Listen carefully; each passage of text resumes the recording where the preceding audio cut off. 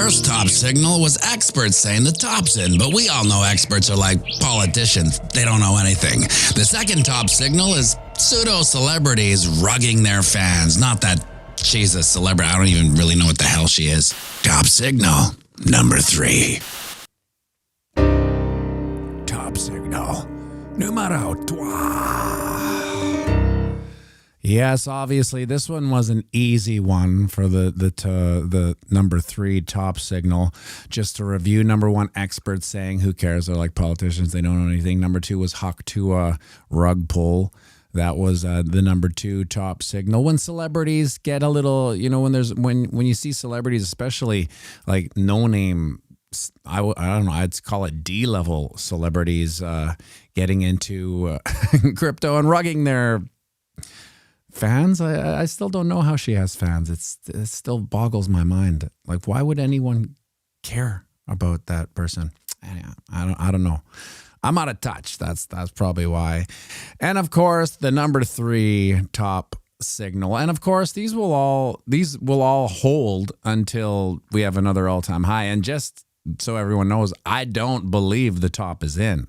However, it is my job as a chartist to analyze potential top signals before, the SHIT hits the fan. Now, do I believe the top is in? No, I think there's hella top side to it. But until we crack 108, I will be keeping my eye out for what looks like, in retrospect, top signals. So, for instance, as I get to the number 3 top signal already, for instance, if 108 was the top, we would look back on Huck to a girl and say that was a top signal, and now all the experts were saying, whatever experts are, were saying that it was a top signal. And then finally, this one was a pretty obvious one, though. Michael Saylor's $100,000 New Year's Eve extravaganza at his palatial mansion, which is just a tunnel's distance away from P. Diddy, an otherwise very private, huge nerd bomb, is now, a Hugh Hefner-esque crypto mogul, Bitcoin mogul, allowing the world essentially into his otherwise completely private world, aka his house. That to me, is a little toppy. And, I was watching it before our New Year's stream. So what this is the exciting life of a piano bar YouTuber. An hour before the show goes live, I click on this thing that runs the TVs, that has a countdown, and then half an hour before we play, I go into my car, and I sit there, and I usually, doom scroll. And then half an hour, I'll start doing vocal warm-ups, et cetera, et cetera. And then I come in about 10 minutes before. But so I was watching the party stream on X, and it was so cringy that it was a huge reminder of one of the things that I've always said about this environment, this, from YouTube, crypto YouTube, to founders, to everything. Squeaking me gay. I can't believe Michael Saylor has a party and doesn't invite pianomattyb. But pianomattyb couldn't make it anyway, prior obligations. Well, yeah, am I salty that I didn't get the gig? Yeah, but that's to me, being delusional, that's a huge loss to that party. I mean, Kyle and I, had we played that party, we would have blown the roof off of it. So they probably opted for some local DJ or whatever, and that's to their own fault. That's what nerds do, right? So anyway, speaking of nerds, I've always said that I'm wary about a lot of things in this space because of the nerd bomb quotient. A lot of the founders are huge nerds, and that's okay as a founder to get the tech off the ground. I mean, you have to be a nerd to a certain degree to get it off the ground. The dedication and the know-how and the knowledge to be in that environment and come up with those, whatever, the coding itself. So, however, nerd bombs do not ascend well. And what I mean by ascend well is that when they reach levels of notoriety and significance socially, they don't fare well because they're not used to being, they're used to being the guy on the other side of the bully, right? So part of their motivation is to never get bullied again, whether they know it or not. Well, I'm going to show these guys, I'm going to, make a Ethereum or something. This is what Viddy Boo Boo said. Because if you go back to Viddy Boo Boo's early days, he was a huge Bitcoiner that would, trail along all these, almost, troll to a certain degree these conferences. He was always there. And then being the smart little cookie he was, he evolved and ascended into his own thing. Well, screw this, I'm gonna make it my own thing. He found a problem and he solved it, like all entrepreneurs do. But so when I think of Michael Saylor, he you go back and see all his footage. He was essentially kind of a big nerd, right? And nothing wrong with being a big nerd, but as he ascends into YouTube stardom, essentially, and economic stardom, so to speak, and I think he's worthy of what's going on because he's created a paradigm shift in who's texting me, a paradigm shift in how investing may happen. I mean, so think about this. Pianomattyb, Carl Elder. Pianomattyb, any luck getting you to play at the Bitcoin conference in Vegas? We need to start a movement on our social media pages. Yes, I'm going to start it. It's funny you say that because I was looking through my ex DMs for the guy that I was talking to. I can't remember his name, and it wasn't there. And I'm like, what was it Twitter that I was talking to him, or was it email? I can't remember. So I got to look for him, and I'm going to open up the dialogue again. But judging from what they did in Nashville, I'd like to give them the benefit of the doubt that they know how to throw a good party, but the party can't be that great if they don't have Kyle and I playing that. It'll just be, pretty good. But back to the nerd bombs, right? So the reason why it'll be good, no matter what, whether, the Killer Keys, Kyle and I are playing there, it's because they're all, a huge degree of them are kind of nerd bombs and, oh, look at the DJ. DJ, to me, when I see a DJ, I realize that we are living under that same cloak of, I don't want to call it stupidity, but there's the thing about DJing is that I had a hunch about, and then it was proven true by being a bar owner. So my hunch was this, and if I forget about the nerd bomb ascension thing, someone put it in because I want to finish that thing about Michael Saylor because I don't want to disparage him, because I still think he's very important, maybe the most important part. But my hunch about DJs was that because I produce music, I know how it's done, right? And my hunch was that they had a playlist that was pre-mixed, right? Like all the fancy things going on. Historically, quick history on DJing. The reason why they had the switchers and whatnot is to take the low end out of the song that are being mixed. Right, so you can't have that frequency, which is it's a thick frequency. It's like a big log on the dance floor. Boom, boom, boom, boom. But when you take it out, it just, and then when you mix the other one in, then you mix back the bass, and you don't have this weird dissonance. Historically, that changed a lot. As technology changed, which was even gave more credence to my hunch that it was all doing it anyway. The Serato stuff. Now any DJ is gonna give me pushback here. You don't know what you're talking about because I heard it all because one of the co-owners in the nightclub was a DJ, and that's why he was one of the owners because he knew about DJs, right? And so we would always go at it. I'd be like, well, it's all BS. You're just press and play, and then fist pumping. Right? No, there's way more. And yes, to a certain degree, there were DJs that were actually live on the fly mixing, right? But as I heard their sets night after night, I'd realize that they were not unlike, a wedding DJ, just like the dance floor got pumping and then they could basically play anything. But what I learned when hiring massive DJs, not massive DJs, but DJs on the way up would come through the green room, right? So who was that guy with the black glasses? Skrillex.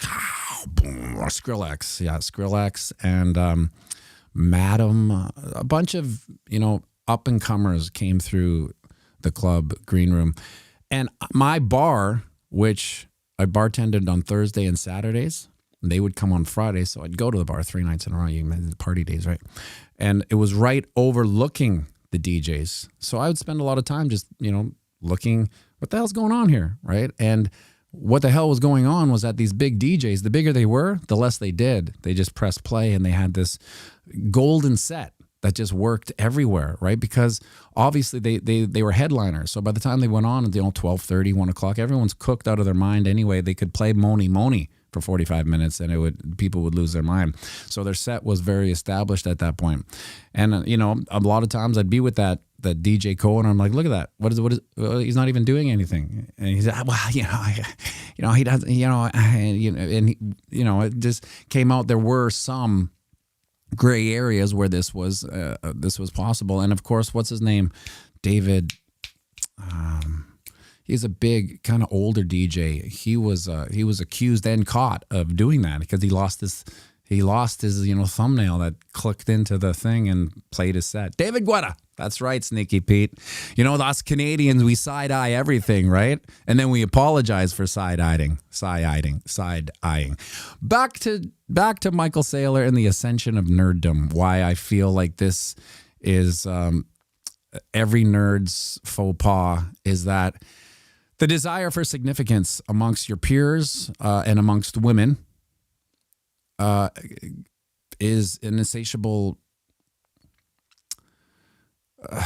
want that almost never goes away if you don't have it, right? So if you've never been, say, lucky with the ladies, if you've never had women around, so for instance, a lot of these nerd bombs, they didn't,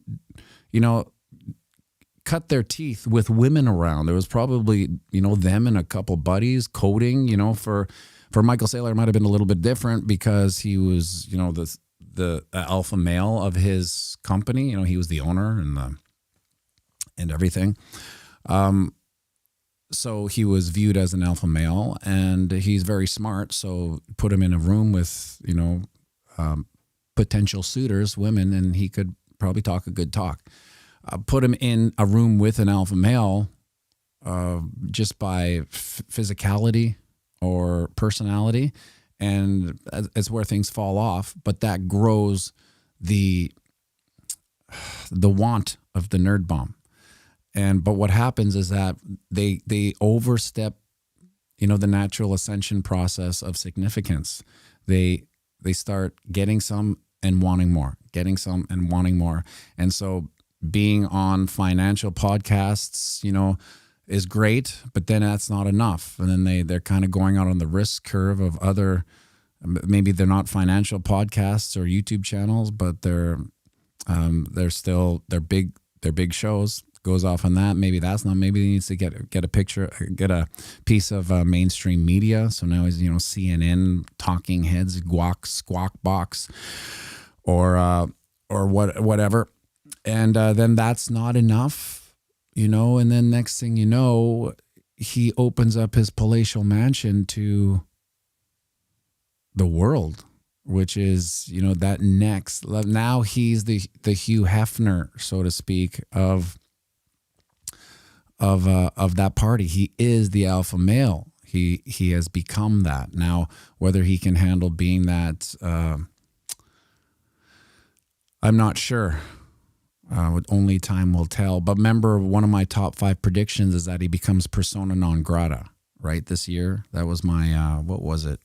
Can't remember. 5th. It was my top 5 he becomes persona non grata. And now an easy way for someone to become persona non grata is to have some sort of SA type thing going on, even if it's just like hearsay. It's just a brush that they paint. They vaguely paint it.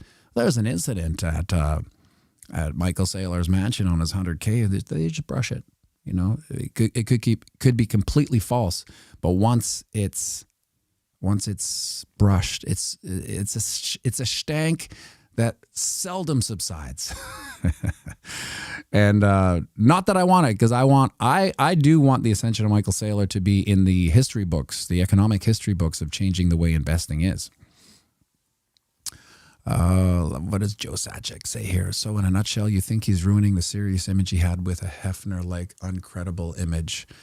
No, I don't think he's ruining his image. I think he's changing how he wants people to be him personally perceived. So, you know, this wasn't enough. It's the ascension of significance, right? When it's not enough, you start amping up the going on the risk curve and doing things your normal self wouldn't do, you know, like throwing $100,000 party at your palatial mansion. Who knows how much it costs? I mean, nothing. Even if it costs $600,000, that's nothing. It's like my party costing 60. You know, the cost of my party was $60. You know, and so it's not really anything. But yes, that is the number 3 top signal. Is this extravagant. Holy smokes. Jimmy Coco with a $25 super chat. Thank you, buddy. 25 for 25.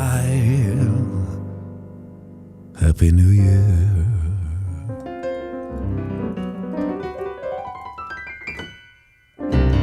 Let's do a minor pentatonic for...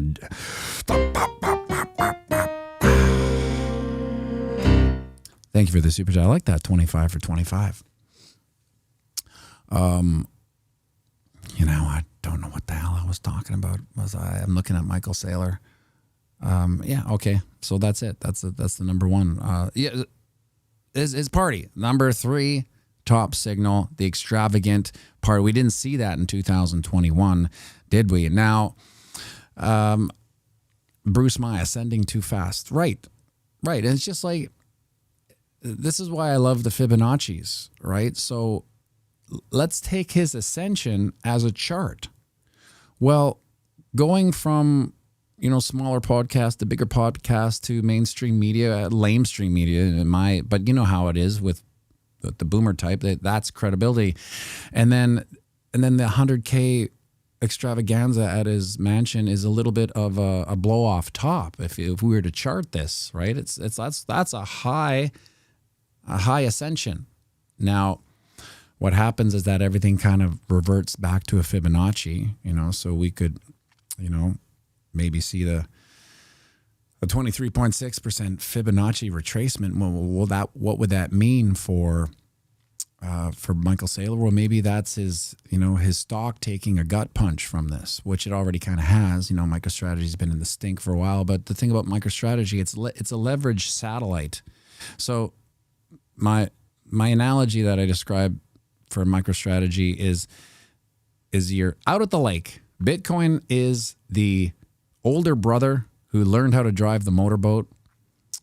MicroStrategy is the younger brother who's on the tire tube, right? And so what Bitcoin does, the tire tube does exponentially more. So Bitcoin goes up, the tire comes around way up. Bitcoin goes down, the tire tube comes way down, right? So we're just going to see that as this bull market kind of flushes out.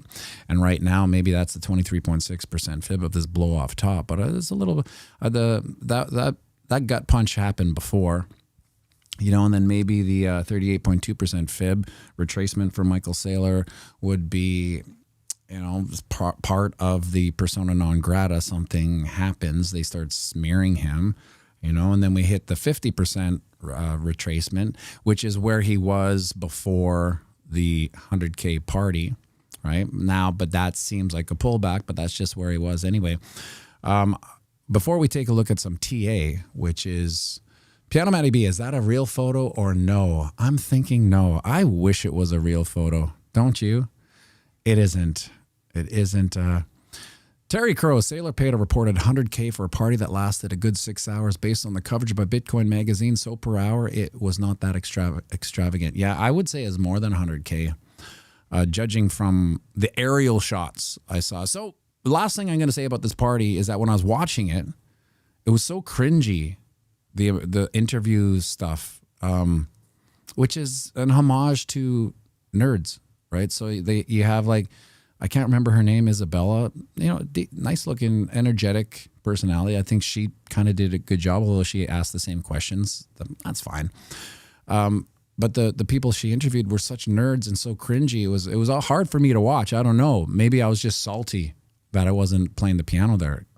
If you found it cringy, the interviews, let me know. Maybe I'm off base. Yeah. So there we go. Hopefully I didn't completely destroy my thesis on the Michael Saylor $100,000 extravaganza. Terry Crow, I have not watched it all, skipping around. I don't have nearly 6 hours to nerd out.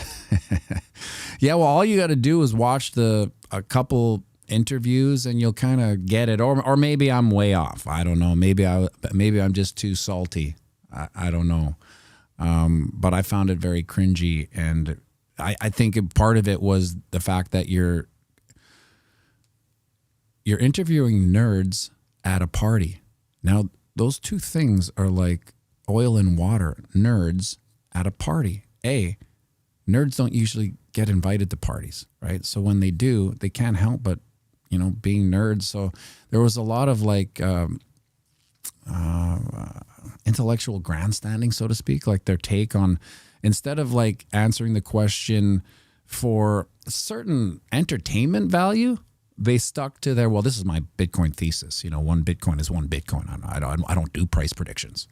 And the girl was like, oh, okay. Carl Elder, I keep thinking of Booger from Movie Nerds, Screaming Nerds. Yeah, well, we just lived through Revenge of the Nerds, the ascension, right? So 2020 and the creation of, everything woke. And when I say woke, I'll use it in a negative term. There's some positivity to it, but we lived through strong, compassionate people letting, people less fortunate have their go, like through support. Oh, you need help? Okay, here's all the help. You need to do this? And then slowly they kind of became an army, and they tried to take over what was the normal, workings of society and the social dynamics, which it doesn't work that way. And now we're kind of taking it back.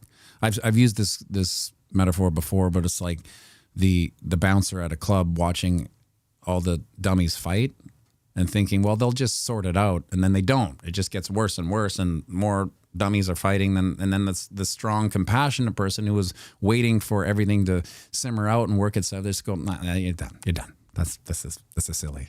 You're done. Squeaky McGee, I thought it was an old photo saying that the internet used to mean it was true. The AI has ruined my reality. Yeah, that's an AI program called PhotoLeap. So a lot of my catfish thumbnails that you see with Kyle and I, those are from PhotoLeap. Yeah, it does a pretty good job. It's the likeness is there. He's got the mustache. I think I put in orange tuxedo, shirtless, Bitcoin, and then I plus the face and put his face in there, and that's what it was. Now, for going back to the TA here, we have what some legacy analysts called a little pump, and so basically we have gotten over actually we're kind of straddling our old, this is the bear flag, right? This is the bear flag. At the end of every bear flag is a channel of ascension that generally breaks bearish, right? Doesn't mean it has to, it just means the probabilities is that they do. So at the end of every channel of ascension is usually the flag of a bear flag. At the end of every bear flag is usually a head and shoulders pattern, right? And that's what we have here. we have the head and shoulders pattern, which doesn't form until the bear flag forms. So they're all just like this bingo, bango, bongo aspect. So now we said earlier we need to be out above at least the 200 moving average. That goes without saying. I mean, if you're not above the 200 moving average, you can't really be talking bullish jive turkey, right? Like, I mean, we're all bullish. We know where it's going, but you know, on this time frame, a 4-hour chart, we can't talk bullish jive turkey unless we're above the 200 moving average. It's just simple as that. But more so, we have to, Joe Suchak, honestly, as a super nerd, I think we tend to find most traditional parties, nightclubs, super cringe. Yeah, that's what I mean. And a lot of those nerds came in with that attitude. Like, oh, I can't believe I'm at a party. This party's so bad, you know, right? What do they know about parties? Anyway, back to the TA. Being over the 200 isn't enough. We need to crack out of this channel of ascension, because if we don't, well, obviously, if we don't break up the channel of ascension, we break down. So what I could see here happening in the next little low volume couple weeks is we have a exciting jump up to 98K, which is the 200 moving average, bump our heads. Oh, geez, we can't get up there. Oh, geez. And we take a little reversal, and then we mince words here with our channel of ascension support down at 96. You know, we kind of are going up in a slow, boring way, right? I would say that the momentum has kind of changed with the new year. It's bringing in more optimistic bullisms, so to speak. So we get rejected by the 200, come back, retest this. Hopefully we get that bounce we need, and then we set to the moon. The next not the moon, but our next breakout point would be right about. Let's see here. As far as this channel of ascension's resistance, it says 101. So you can imagine once we're back over 100, things change, right? The narrative of where we are in the bull market changes. People get more optimistic, and then it's a self-fulfilling prophecy. But until we break out of that, you know, this is kind of the perfect head and shoulders, you know, leaning towards where we would break down. But I mean, we're in a bull market, so the probabilities of these patterns get diminished. So let's say channel of ascension gets, 71% probability that it breaks down. Well, in a bull market, it's more 50-50, right? So we're just looking at these probabilities from a neutral point, you know, not factoring in the bull market or the bear market over on the ding dong. Well, we managed to avoid the 3 red candles, the 3 dead soldiers, I like to call them. Those aren't good omens on the daily chart. We had it here, and although we recovered nicely, we did put in a further low from those 3 dead soldiers. So maybe this was a nice little rounded bottom to signify that the bulls are back, and this is where the buying action started again. And so you can see here, we almost tinged this channel of eternal monotony's resistance. Almost. We get to 97.3, and this is at 97.4. So you got to remember, these are arbitrary lines that I've drawn. You know, they're just at the @ sign, right? So although the chart seems to respect them, because the trading view algorithm is like, what is pianomattyb saying? Where's his things? You know how trading view follows my TA. But you see this as you zoom out, this head and shoulders pattern becomes more visible, and it makes more sense on this chart.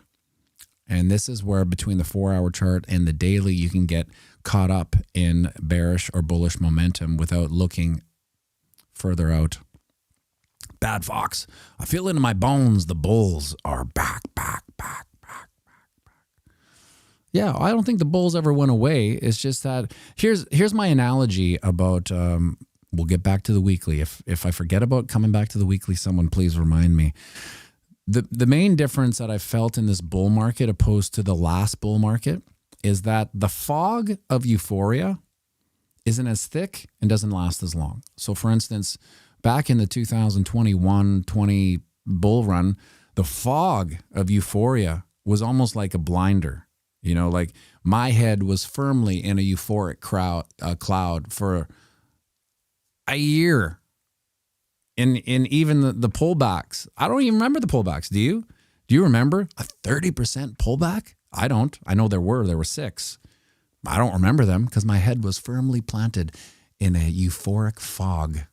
And it wasn't until we were like 6 to 9 months, you know, off our high where we had to like sober up and go, yeah, we're in a bear market now. But I find now the bullish euphoric fog is almost like, so if we lived in a massive fog in 2020, 21, the fog now is more like a whew, and it's like almost like the tailing end of a cigarette, and it kind of gets a little bit smoky in the room and then dissipates. You know, as soon as we hit all-time highs and it retraces, which that's what an all-time high does all the time. It hits and retraces. The smoke leaves the air and everyone's bearish again. It's so fast. And I don't remember it being like that. Correct me if I'm wrong. 97K reclaiming. That's good. But it did. So now I find as soon as we hit 108 and went down, bearish, right? Everyone's bearish. So the fog of euphoria hasn't really kicked in. We're having what some people call a little pump here, 97.3. That was nice. Okay, back to the charts anyway. That was my metaphor for euphoric fog, bullish fog. Anyway, here we are. Let's go back to the weekly chart. You can see, remember this arbitrary squiggle I drew? Well, TradingView said, where's pianomattyb B's arbitrary squiggles? There they are? Okay, well, we'll run price right down there. And sure enough, you know, boom, all the way down. Then we are supporting this arbitrary squiggle. Now, does this mean it'll take to February, the beginning of February, to break our last candle close, all-time high? I don't think so. I think we'll do it quicker than that. Of course, here I am going against my own arbitrary squiggly lines, but I just can't see it taking that long unless we have a hella collapse running up to January 20th. You know, for instance, if we don't have any January 20 day ones, that will be a big signal. The day oneness will be a big economic signal. So if anything doesn't happen, that will be a big red flag economically, and the market will anticipate nothing's going to happen, right? So we could see massive sell-off. At the same time, you know, it could be a sell the news event type thing. Oh, the strategic reserve, kaboom, in the price plummets. Because this is, you know, if you've been in Bitcoin long enough, you know that it usually does initially the opposite of what we expect. We expect the Bitcoin strategic reserve to be talked about and implemented, and the price to just, you know, omega candle, right? That's what we expect. But the market does what is least expected, and it wants to take as little and few people with it as possible. So I was thinking today about FOMO and retail and how speaking of ascension and nerds and whatnot, this serpent eats its tail. I feel we've evolved past a segment of the population. So FOMO was relatively relegated for retail plebs like you and I, the normies, right? Well, I got $1,000. Let's put it into Bitcoin, stuff like that. We were the FOMO that got into the market. Now I feel like we jumped a phase of the population. We jumped rich people, and we went from normal people, you know, you guys, myself, and we jumped over rich people, you know, the millionaires, so to speak. And we went right to rich organizations, companies, and potentially, you know, institutions, right? So we jumped the rich people. So my thesis is the next FOMO will be rich people, right? It won't be retail, because right now, unless you're in, like yourselves, you are the lucky first adopters. You will go down in history as lucky, which is so funny, you know, because I know, you know, we've all been here through bear markets, you know, sitting here being, you know, why are we doing this, right? So at the end of the day, we will just be known as being lucky. That's fine. But the rich people who weren't lucky didn't get in because, you know, satisfied needs never motivate, right? So to a certain degree, when everything's fine, you're not looking for that next big move investing. You're just about protection mode, you know, protecting the $1 million you have or the $5 million, right? Those are the rich people. But what's going to happen now is that they're going to realize, holy smokes, I missed the boat. I missed the boat. We missed the boat. We got to get in. And so you will see the rich people. The problem with why rich people have a hard time getting in is that they're not really liquid, right? So I would argue that the normal retail pleb like you and I have more access to $1,000 than, you know, the rich people, because it's usually tied up in assets and there's a lot of things that have to happen, you know. And I know some people who have a lot of money, but they don't have any money. You know, that's what I mean by that.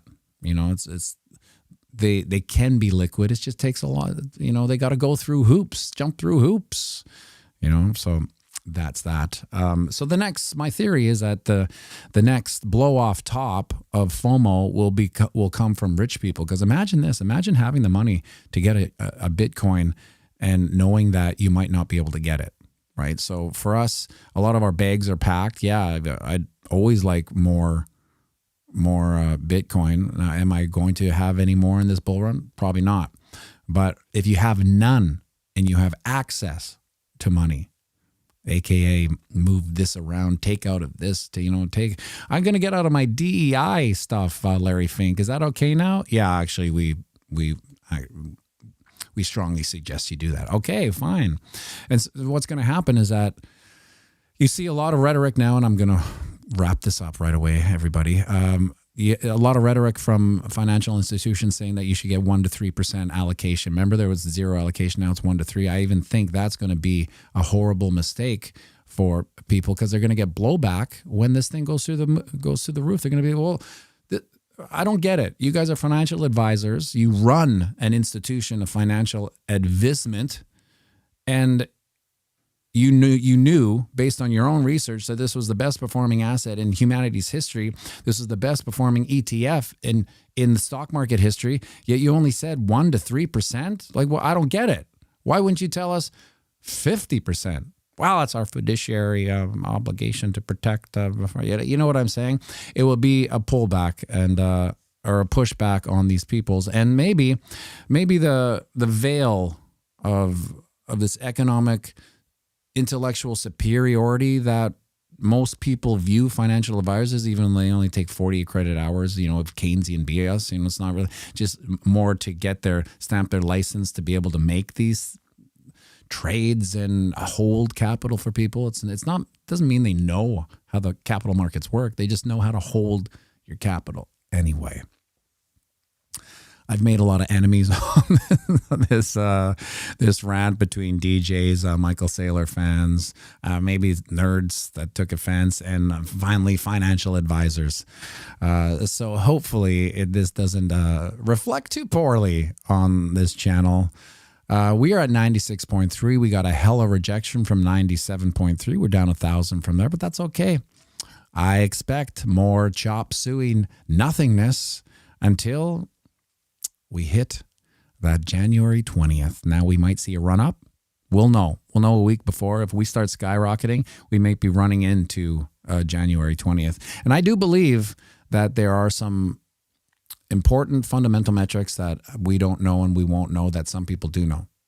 You know, I do believe that Michael Saylor is probably in a different echelon of knowledge. He knows things are happening, you know, or else he's just the most bullish so-and-so we ever done, gone, and saw. Make sure you like and subscribe.